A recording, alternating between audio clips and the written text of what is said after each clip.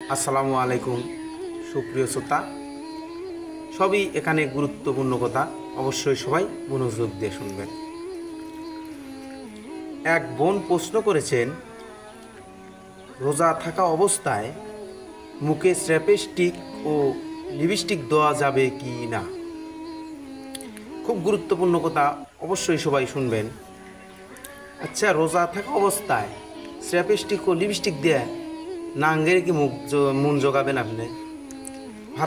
ভাতার নাই আপনার? রোজা থাকা অবস্থায় কি এই মুখে চ্যাপস্টিক দিয়ে কোন নাঙ্গের মন জোগাবেন আপনি?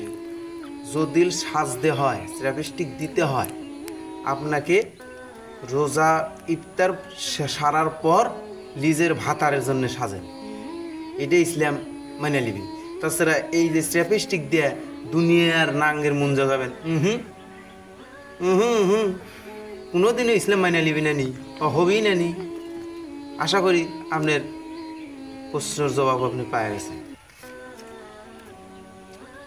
এক ভাই প্রশ্ন করেছেন যে, হুজুর, আমি পায়খানায় বসে থেকে কি সিগারেট ও বেরি টানতে পারবো?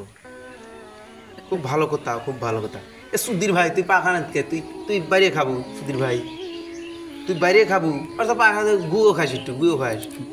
জাইরিয়া শালারা, আশা করি জাইরিয়া শালার তোর প্রশ্নের উত্তর তুই পায়ে গেছো। আর এক ভাই কমেন্ট করেছে, রোজা থেকে সিয়াম থাকা অবস্থায় মা কি মা বলে ডাকা যাবি? এ সুধীর ভাই, তুই মা বলে ডাকবো না তো কি বলে ডাকবি? তুই খালা গোগা জাইরিয়া শালা। এ শালা সব কি এই হুজুরের কথা তোর কামলা হয়েছে রে? শালাকে একবারে শালাক মনে হয় জোতা খুলে শালাক মারি। শালা ইংলা প্রশ্ন করিস, হ্যাঁ সুধীর ভাইরা খাতা কম বেশি না, শালা জাইরিয়া শালারা মা বলে ডাকবো? সুধীর ভাইরা কথা কয়দিন কই বুঝিস।